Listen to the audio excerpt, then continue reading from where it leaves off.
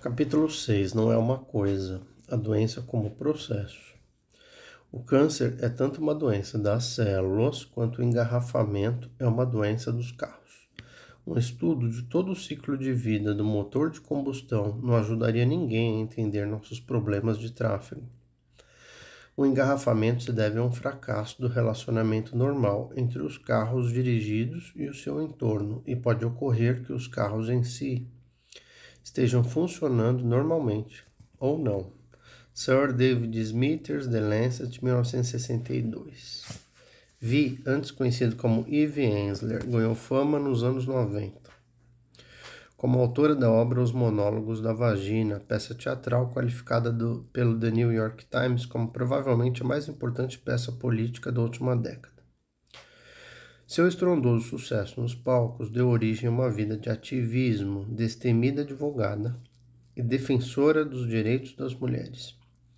Vi percorreu o mundo para testemunhar as sangrentas consequências do estupro em massa e da brutalidade misógina na Bósnia e na República Democrática do Congo, dilacerada pela guerra. O político para Vi é pessoal. Em seu dilacerante, mas triunfal livro de memórias em que conta sobre ter sobrevivido a um câncer de útero, em estágio 4, In the Body of the World, no corpo do mundo, ela faz uma pergunta de franqueza e sensibilidade espantosa. Será que eu tenho um câncer de estupro?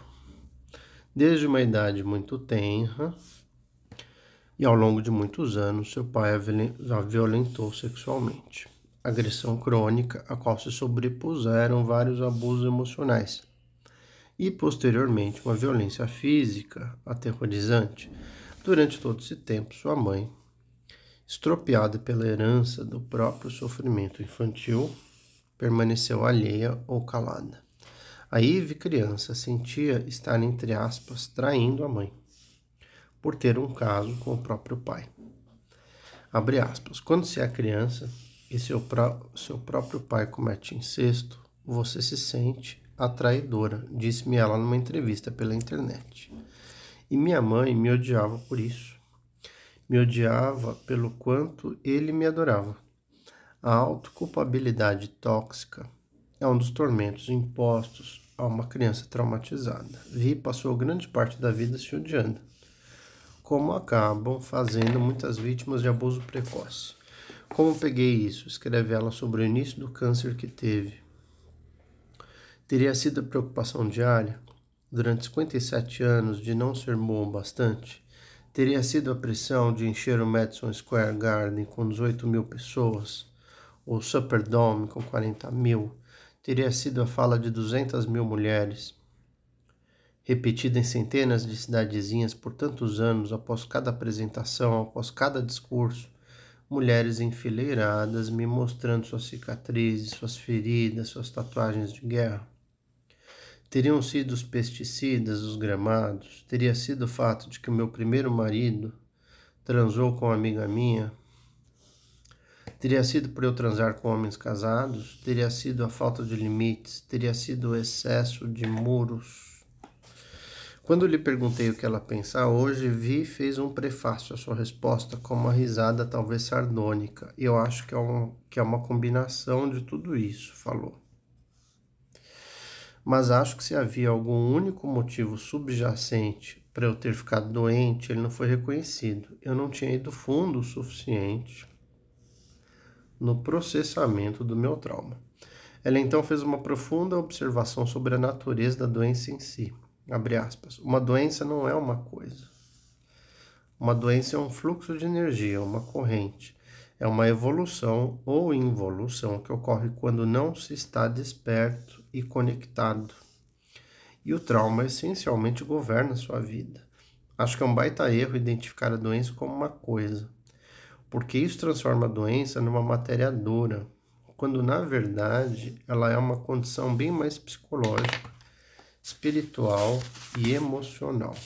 Esse ponto de vista conquistado a duras penas suscita algumas perguntas desconhecidas e potencialmente férteis. E se escreve ela, abre aspas, quando você adoecesse, não num estágio de uma doença, mas sim num processo.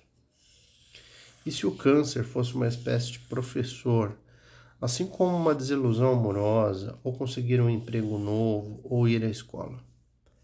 E se em vez de ficar isolado, definido por alguma categoria terminal da medicina, você fosse identificado como alguém no meio de uma transformação, capaz de aprofundar a própria alma e de abrir o próprio coração?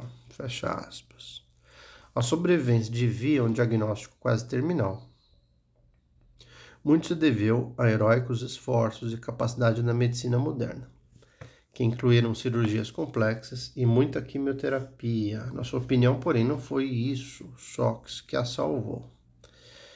A própria Vi gerou um poderoso complemento para essas intervenções na sua maneira de abordar a cura, uma disposição para vivenciar a doença não como uma coisa, um inimigo externo, mas sim como um processo que abarca a sua vida inteira, presente, passado e futuro, e, em última instância, como uma professora, a doença como uma professora.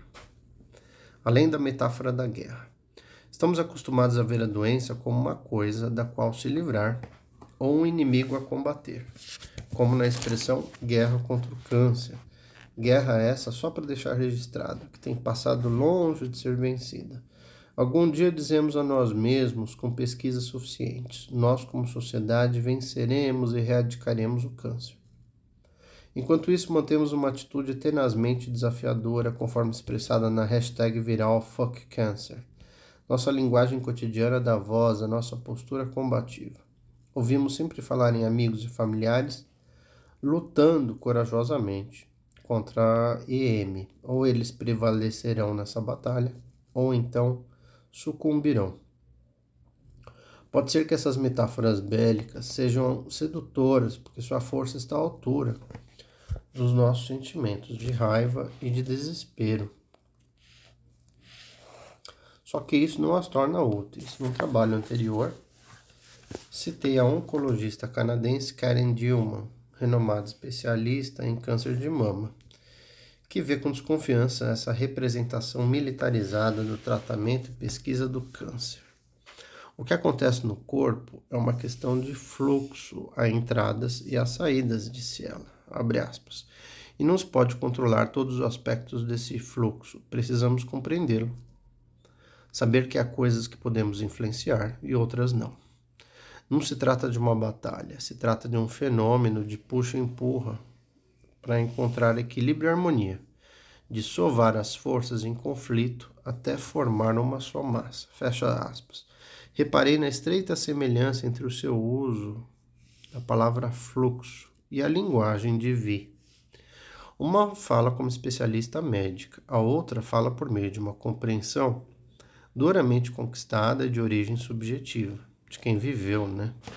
Para além das declarações de guerra, existe outra classe ainda mais popular de equívocos de compreensão, que obscurecem nossa visão da doença, como eu tenho câncer, ou ela tem EM, meu sobrinho tem TDAH. Em cada uma dessas frases está a pressuposição não verificada de que existe um eu ou um alguém distinto e independente da coisa chamada doença. Que esse eu tem, como por exemplo na frase eu tenho uma TV de tela plana. Aqui está minha vida, ali está a doença que nela se aboletou. Vista assim, a doença é algo externo, dotado de uma natureza própria, que existe independentemente da pessoa em que surge. Considerando aonde essa perspectiva nos levou, acho que está na hora de pensar em uma nova perspectiva. Já demos uma olhada nos incontáveis caminhos hormonais, neurológicos, moleculares, imunológicos, intracelulares e epigenéticos, que tornam nossa fisiologia inseparável de nossa vida emocional, psicológica, espiritual e sociocultural.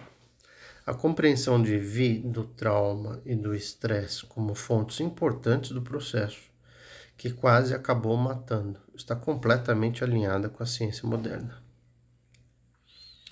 Num estudo britânico de 5 décadas, 50 anos, que acompanhou quase 10.000 pessoas, estudo bem longitudinal, do nascimento até os 50 anos de idade, constatou-se que há diversidade no início da vida. Por exemplo, em caso de abuso, em caso de desfavorecimento socioeconômico, em caso de dificuldades familiares. Aumentava muito o risco de câncer antes dos 50 anos. Mulheres que vivenciavam 2 ou mais adversidades no início da vida tinham um risco 2 vezes maior ao chegar à meia-idade. Dobrava o risco. Esses achados sugerem que o risco de câncer pode ser influenciado pela exposição a condições e acontecimentos estressantes no início da vida. Escreveram os pesquisadores, de novo empregando uma linguagem cuidadosamente reticente, com os verbos sugerem e pode. Para minha sensibilidade de médico, por mais preocupado que eu esteja com a maneira como as pessoas adoecem e encontram cura, esses resultados, corroborados incontáveis vezes por inúmeros outros estudos, não sugerem coisa nenhuma. Eles gritam bem alto. O impacto desorganizador dos hormônios do estresse no sistema imunológico, como o risco de câncer, está longe de ser um segredo para a ciência moderna. Também já vimos como o estresse e o trauma são condutores importantes de inflamação. Outra engrenagem central no aparato que provoca o câncer, de forma parecida, meninas vítimas de abuso sexual e físico têm na idade adulta um risco maior de apresentar endometriose, doença dolorosa, muitas vezes debilitante, que aumenta o risco de câncer de ovário e cujas origens intrigam o pensamento médico convencional, considerado da perspectiva psiconeuroimunológica, mente e corpo, o quebra-cabeça se torna bem menos difícil de resolver. Reafirmando uma questão essencial para o nosso tema, e se víssemos a doença como um desequilíbrio do organismo inteiro, e não só como uma manifestação de moléculas, células ou órgãos invadidos ou desnaturados pela patologia, e se aplicássemos as descobertas da pesquisa ocidental e da ciência médica modernas no arcabouço de sistemas, buscando todas as conexões e condições que contribuem para a doença e para a saúde de uma pessoa. Tal reestruturação revolucionaria nosso modo de praticar medicina. Em vez de tratar a doença como uma entidade sólida que impõe ao corpo sua malévola vontade, estaríamos lidando com um processo. Processo esse impossível de separar de nossa história pessoal e do contexto e da cultura em que vivemos. Essa mudança de abordagem tem muito a seu favor, e não só por levar em conta a biologia interpessoal. Quando deixamos de ver a doença como uma coisa concreta e autônoma, independente, dotada de uma trajetória pré-determinada, e dispomos da ajuda adequada e de uma vontade de olhar tanto para dentro quanto para fora, podemos começar a exercer alguma influência na questão. Afinal, se a doença é a manifestação de algo em nossa vida, mais do que apenas sua cruel perturbadora, nós temos alternativas. Podemos tentar buscar novas compreensões, fazer novas perguntas, talvez novas escolhas de vida. Assumimos nosso lugar de direito como participantes ativos desse processo, em vez de continuarmos suas vítimas impotentes, a não ser pela nossa confiança em milagrosos profissionais da medicina. A doença em si é tanto um clímax do que veio antes, quanto um indicador de como as coisas podem se desenrolar no futuro. Nossa dinâmica emocional, que inclui nosso relacionamento com nós mesmos, pode ser um dos fatores determinantes desse futuro. Já foi demonstrado que uma atitude de impotência e desesperança no momento do diagnóstico, por exemplo, exerce um efeito adverso importante na sobrevivência de mulheres com câncer de mama, mesmo 10 anos depois. Inversamente, uma diminuição dos sintomas depressivos está associada a uma sobrevida mais longa. Mesmo num estudo com mulheres que precisam fazer biópsia devido a anomalias no colo do útero, identificadas em exames de rotina, aquelas que tinham uma visão desanimadora da vida antes do diagnóstico tinham mais probabilidade de receber um diagnóstico de câncer. Credo. Em homens, a capacidade do sistema imunológico reagir a um câncer de próstata diminuía naqueles com tendência a reprimir a raiva. Diminuía a capacidade do sistema imunológico reagir ao câncer de próstata, diminuía naqueles homens com tendência a reprimir a raiva. Outro estudo sobre a próstata constatou que o apoio social a homens reduzia esse risco. O risco de o sistema imunológico ter sua capacidade diminuída. Stephen Cole, pesquisador prolífico cujo trabalho lançou uma forte luz sobre o processo das doenças, disse: "Hoje sabemos que a doença é um processo de longo prazo", conta ele. Um processo fisiológico que ocorre dentro do corpo. E o modo como vivemos influencia quão rápido isso vai nos alcançar num nível clínico. Quanto mais entendemos sobre doenças, menos claro fica quando se tem uma e quando não. Dentro do mito do normal, é claro, esse tipo de nuance é praticamente incompreensível. Ou a pessoa está doente, ou então está bem. E em que campo ela se encontra deveria ser uma coisa óbvia. Mas na verdade não existe uma linha divisória clara entre doença e saúde. Ninguém de repente, entre aspas, pega uma doença autoimune.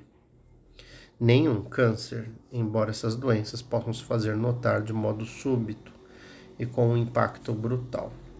Pouco atrás, a revista The New Yorker publicou um artigo intitulado "O que há de errado comigo?", um comovente relato em primeira pessoa de mais uma doença autoimune idiopática. O artigo era também um retrato perfeito da doença como um processo de longo prazo e não uma entidade distinta. "Eu adoeci", escreve a autora com um humor dolorido. Abre aspas. Do mesmo jeito que Hemingway diz que se empobrece. Primeiro aos poucos, depois de repente. Uma forma de contar essa história é dizer que passei muito tempo doente, no mínimo uns 12 anos. Antes de qualquer médico que consultei, acreditar que eu tivesse qualquer coisa. Outra forma é dizer que ela começou em 2009. Estressante ano em que minha mãe morreu, quando fui subjugada por um cansaço debilitante, meus nódulos linfáticos passaram meses doendo e um exame sugeriu que eu tinha contraído o vírus de Epstein-Barr. Sinais característicos do processo da doença estão presentes. Duração prolongada, a incompreensão dos profissionais diante da falta de marcadores específicos no exame físico, nas análises de sangue ou estudos de neuroimagem, e o estresse interpessoal repentino, que finalmente acarreta as manifestações plenas da doença. Mais para o fim do texto, a autora menciona uma pista reveladora quanto à origem de sua doença, pista que deveria ter sido um sinal para os médicos que a trataram. Em maio, meu endocrinologista cogitou, depois de várias ressonâncias magnéticas, que eu pudesse ter um transtorno idiopático do hipotálamo, provavelmente sem tratamento. A pista, já vimos que o hipotálamo é o centro do aparato de estresse do corpo e do cérebro, é o eixo HPA, hipotálamo pituitário adrenal, um modulador-chave da atividade imunológica e o ápice do sistema nervoso autônomo. É ele quem traduz em dados fisiológicos nosso funcionamento emocional e, portanto, nossos relacionamentos interpessoais e nossa relação conosco mesmos. Traduz medo, perda, raiva, tristeza e estresse em reações em nosso fluxo sanguíneo. Órgãos, células, nervos, nódulos linfáticos, mensageiros químicos e moléculas por todo o organismo.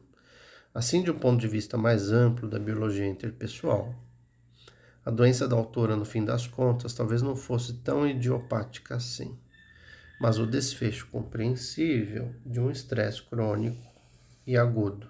Ainda que impossível de tratar com técnicas médicas atuais, ela não precisa ser impossível de curar, principalmente se incluirmos uma avaliação mais sensata e baseada na ciência da complexidade interconectada do processo da doença e da unidade corpo-mente, body-mind.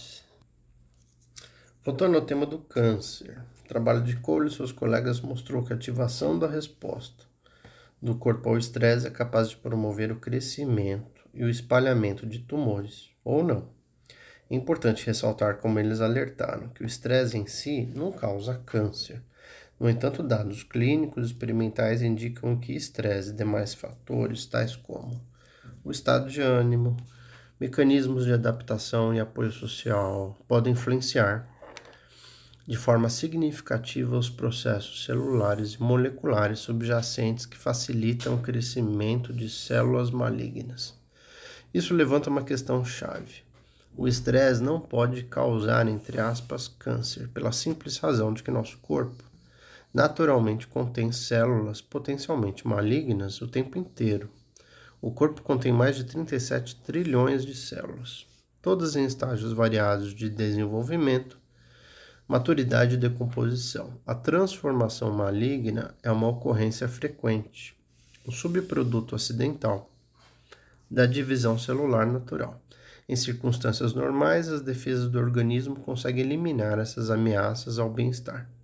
Sabemos, por exemplo, graças a autópsias, que muitas mulheres têm células de câncer de mama, da mesma forma que muitos homens têm células de câncer de próstata e, no entanto, nunca desenvolveram a doença.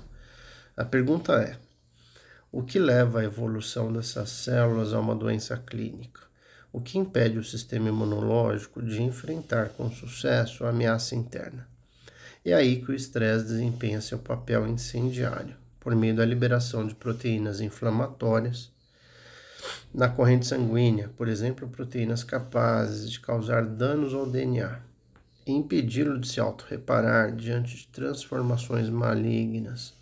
Essas proteínas, chamadas citoquinas, podem também inativar genes que normalmente impediriam o crescimento de um tumor, capacitar mensageiros químicos que sustentam o crescimento e sobrevivência de células tumorais, estimular a bifurcação de vasos sanguíneos que levam nutrientes para alimentar o tumor e minar o sistema imunológico, mesmo os níveis celular e molecular. A geração de má saúde é um processo multifacetado e com muitos passos.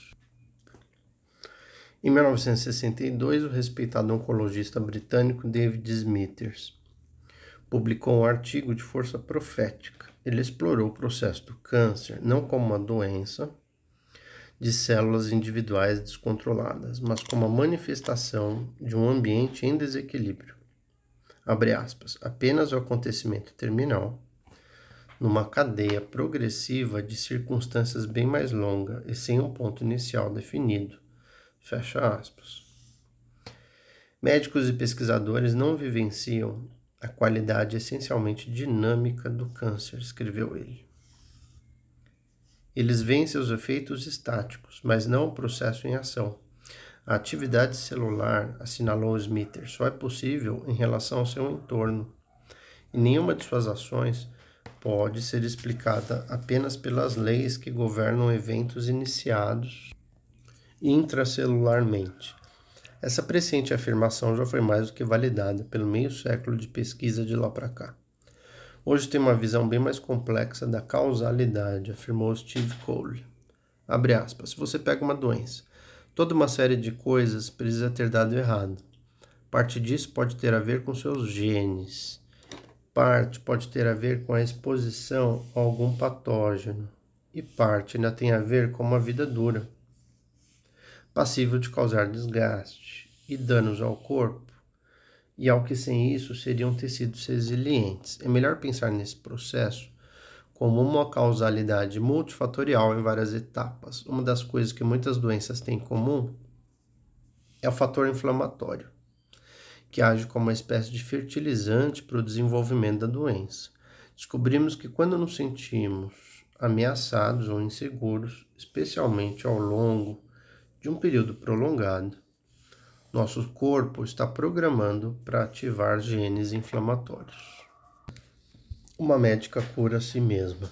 Ameaçada e insegura durante um período prolongado, foi exatamente como a obstetra e ginecologista Lisa Hankin se sentiu desde a infância. Estado emocional que sua formação em medicina só fez exacerbar. Seu livro The Anatomy of Calling, Anatomia de uma Vocação, começa com um relato digno de um pesadelo de como ela, então residente em medicina, teve que passar a noite inteira correndo de uma sala de parto para outra. lidar com sucessivos partos complicados, dar suporte a pais depois que seus 4 bebês morreram, enquanto era o tempo todo repreendida por seus superiores para sufocar a própria tristeza, mesmo na privacidade do vestiário dos médicos. Os médicos se tornam mestres em sufocar as próprias emoções, disse ela. Não podemos chorar quando estamos sofrendo ou quando alguém nos magoou, e também não podemos ficar tristes. Conversei recentemente com ela, que mora na Califórnia. Na escola de medicina, eu era assediada sexualmente o tempo inteiro por meus professores de cirurgia. Contou ela. O tempo inteiro. Tinha que aguentar e pronto. Nunca procurei o diretor da faculdade, nunca contei para ninguém. Nem pedi proteção, porque isso fazia parte da minha ferida. Eu não tinha permissão para pedir ajuda, nem para ser, entre aspas, carente ao reclamar. Aos 27 anos, Rankin deu entrada na unidade coronariana do hospital em que trabalhava, por causa de um preocupante episódio de taquicardia que não reagia às medidas não invasivas habituais, após ser tratada com eletrochoques para restabelecer um ritmo cardíaco normal. Ela foi mandada direto de volta ao trabalho. Aos 33 anos, já tomava vários remédios para diferentes problemas, entre eles 3 remédios para hipertensão e palpitações, antihistamínicos e um corticoide, hormônio do estresse, lembremos, porque é um análogo do cortisol, além de injeções semanais para alergia, que, segundo ela, precisaria tomar até o fim da vida. Ela também foi tratada de uma anomalia no colo do útero, um estágio anterior ao câncer que ressurgiu logo depois da intervenção. Durante todo esse tempo, eis algo que vai soar familiar. Nenhum médico lhe perguntou que estresses poderiam estar afetando ela, promovendo problemas autoimunes e potencializando malignidades. Hoje em dia, Rankin goza de plena saúde e não toma remédio nenhum. No seu caso, a cura não veio de um tratamento médico convencional, mas graças à transformação pessoal que ela foi guiada a realizar. Jornada iniciada quando, aos 35, chegou às raias do suicídio, 6 meses depois de pedir demissão do trabalho. Eu já tinha parado de tomar todos os meus remédios.